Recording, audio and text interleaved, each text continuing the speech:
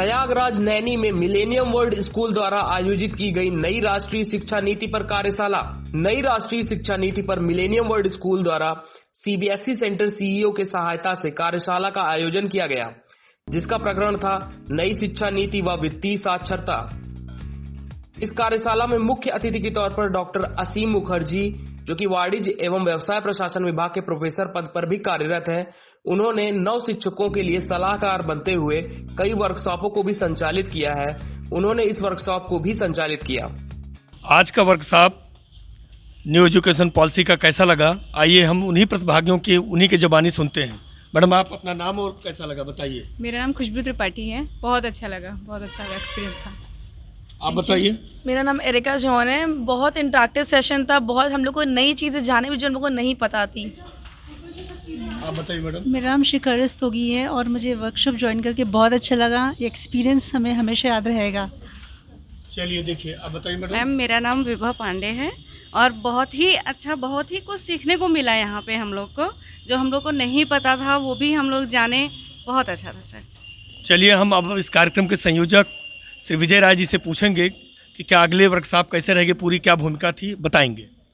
आज की वर्कशॉप बहुत ही सार्थक रही। हमारे दोनों वक्ता के मिश्रा जी एनईपी पे और सौरभ मल्होत्रा जी फाइनेंशियल लिटरेसी पे बहुत ही अच्छा बोले। जो हमारी नेक्स्ट वर्कशॉप होने वाली है वो एसएमसी घोरपुर इलाहाबाद में होगी। सिस्टर, आपने क्या बताया, टीचर्स को क्या ट्रेनिंग दिया? The new education policy basically is very challenging for the teachers, particularly with regard to the teacher recruitment process and teacher quality.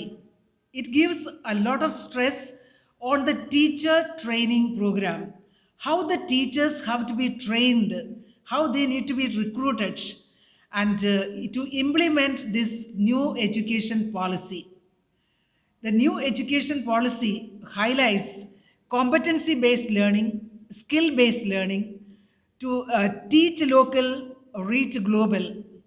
And in this context, a teacher has a primary responsibility to establish a very good rapport or a relationship with the students, all the stakeholders, whether it is colleagues, parents, support staff, or anyone. What is absolutely essential is that the teacher has to prepare himself or herself to rise up to the challenge and the demand of the new education policy. बहुत बहुत धन्यवाद sister. अब हम बात करते हैं इस school की प्रिंसिपल तुलिका मैडम से, जिनकी नई खोज, नई टेक्निक हमेशा से रहती आ रही है। मैं इन्हें बहुत पहले से जानता हूं और जो बताएंगे कि पूरे वर्कशॉप का उद्देश्य क्या है। जनपद के विभिन्न स्कूलों के शिक्षकों को लेकर के इन्होंने एक मंच पर इस कोरोना काल में लेकर आए हैं, जो कि जहां पर हम लोग एक दूसरे से बात नहीं कर सकते थे, ऑनलाइन हो रहा था, पर ऑफलाइन। अब हम मैडम से बात करेंगे। मैडम, आप बताएं।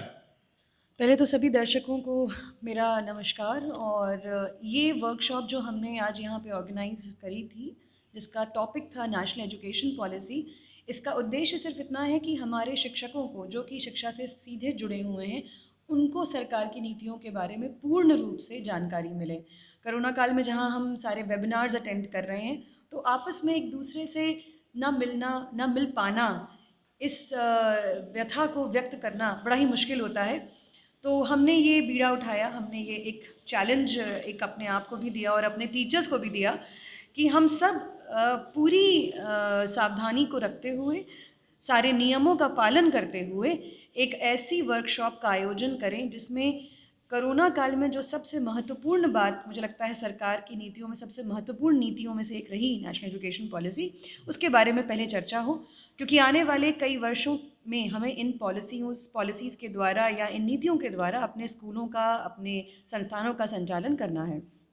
तो मैं बहुत ही आभारी हूँ हमारे गणमान्य अतिथियों की, professor doctor Ashim Mukherjee, doctor Mairan Mathew ji की, और हमारे सभी जितने भी मेरे विद्यालय के जितने भी टीचर्स हैं, जितने भी स्टाफ मेंबर्स हैं, हमारे डायरेक्टर मिस्टर मिश्रा जी की, मैं सभी की बहुत आभारी हूँ, क्योंकि सब ने अपना पूर्ण सहयोग दिया और इस वर्कशॉप को बहुत ही सफलतापूर्वक हमें करने का प्रयास हमारे। कितने स्कूल के लगभग टीचर आए थे मैडम इसमें? सर इसमें हमारे साथ जुड़ने वाले जो विद्यालय थे वो करीब 10 से 12 शहर के विद्यालय थे, जिनके टीचर्स से हमने पूर्ण रूप से पहले बात करके समझा करके उनको पहले उनकी सहमति ली थी, फिर उन्हें आज का निमंत्रण दिया था। और ये जो वर्कशॉप थी ये 2 भागों में विभाजित थी, सेशन 1 एंड सेशन 2। क्या ऐसी ही वर्कशॉप, एक ऐसी कार्यशाला आप हमेशा आयोजित करती रहेंगी?